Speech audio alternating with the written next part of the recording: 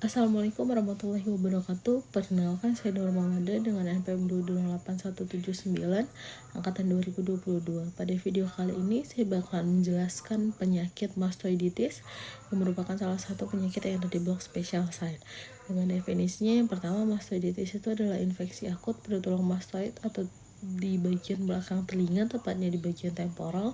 Kondisi ini sebenarnya umum disebabkan akibat adanya komplikasi dari penyakit otitis media akut yang tidak ditangani dengan baik. Untuk etiologi yang paling sering dari mastoiditis ini sendiri adalah Streptococcus pneumoniae. Selain itu juga bisa Staphylococcus aureus, bisa juga disebabkan oleh Haemophilus influenza dan juga disebabkan oleh beberapa penyakit infeksi bakteri yang lain. Untuk faktor risiko dari mastoiditis ini yang paling sering adalah adanya dijumpai riwayat dari otitis media akut yang tidak diobati dengan baik. Itu biasa terjadi pada anak-anak usia 2 tahun karena di mana struktur telinganya itu masih berkembang, daya tahan tubuhnya masih rendah, dan infeksi pada saluran telinga ini masih lebih relatif mudah terjadi. Manifestasi dan gejala klinis dari penyakit mastoiditis ini, gejala khas dari mastoiditis ini sebenarnya adalah nyeri di bagian belakang telinga. Dijumpai juga kemerahan dan pembengkakan di bagian tulang mastoid, serta bagian telinga ini dia nampak menonjol ke depan akibat adanya edema dari bagian dalam telinga. Biasanya pasien-pasien yang mengalami atau kita curigai mengalami mastoiditis ini disertai demam yang tinggi, dan dengan catatan khusus dijumpai riwayat otitis media akut sebelumnya atau nyeri telinga, atau bisa juga dijumpai keluar cairan dari telinganya. Untuk pemeriksaan fisik dan pemeriksaan penunjang yang kita lakukan apabila kita curigai mendapat pasien dengan penyakit mastoiditis, sebenarnya pada pemeriksaan fisik itu kita bakalan menjumpai kemerahan, pembengkakan, dan nyeri di bagian tulang belakang telinga. Kita juga perlu melakukan pemeriksaan otoskop untuk mencari hasil dan menunjukkan gambaran membran timpani yang menonjol atau sudah mengalami perforasi.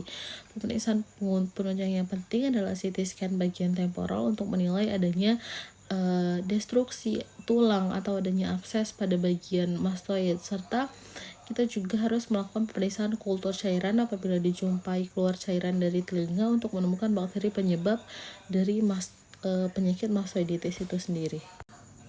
Penata laksanaan yang dilakukan pada penyakit mastoiditis ini, yang pertama, tata laksananya pemberian antibiotik spektrum luas secara intravena seperti ceftriaxone. Bisa juga kita kasih pentomisin jika dicurigai infeksi yang berat. Selain itu, kita juga bisa memberikan obat penurun panas dan analgetik.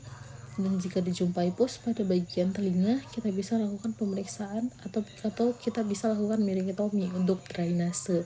Dan apabila nanti didapatkan terapi konservatif itu gagal, kita bisa lakukan mastoidektomi apabila didapati kegagalan pada terapi konservatifnya.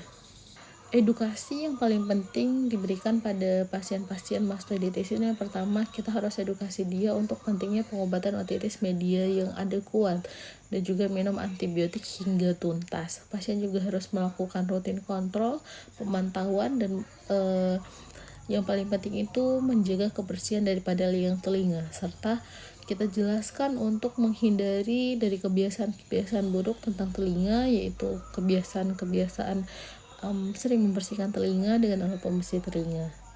Komplikasi yang dapat disebabkan oleh penyakit mastoiditis ini sebenarnya bisa dibilang komplikasi yang serius, karena yang pertama bisa menyebabkan dari abses dari subperiosteal, bisa juga mengakibatkan meningitis, atau juga abses otak atau di bagian epiduralnya, serta pasien-pasien yang mengalami mastoiditis dengan tidak ditangani dengan baik juga bakalan bisa mengakibatkan dari kelumpuhan saraf pada bagian wajahnya, bahkan terjadi sepsis yang mengancam nyawa. Sekian video tentang mastoiditis yang saya sampaikan, semoga dapat bermanfaat. Apabila ada kesalahan saya mohon maaf. Akhir kata saya ucapkan assalamualaikum warahmatullahi wabarakatuh.